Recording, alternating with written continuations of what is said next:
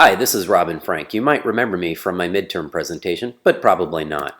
I'm going to start with a couple of the problems with setting up the rules of the soccer game. I had to read Pittman's referenced paper and found a subsequent 2007 paper by the same team to finalize in what I believe were the proper rules.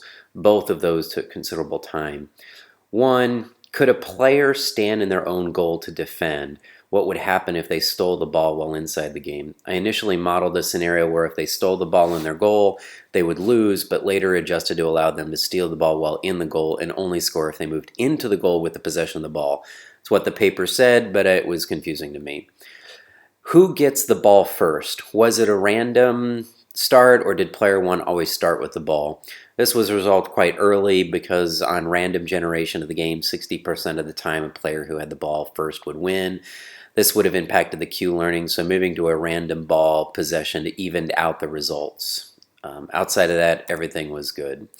Moving on to the faux and correlated Q examples, as you can see, I was unable to recreate expected behavior, so I'm going to go over my understanding of how the algorithm should have worked. On this slide, I mapped out 3 steps in a simplistic example. All of these assume that player 1 was randomly chosen to move first in each example. The algorithm would have updated itself following the Q learning.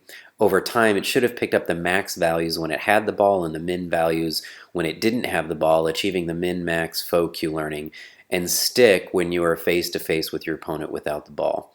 In my experience, no amount of tweaking to the learning rates or the discount factors impacted the Q values, leading me to believe that I had an implementation problem with the combination of the min function to the max function implemented for the friend Q learning.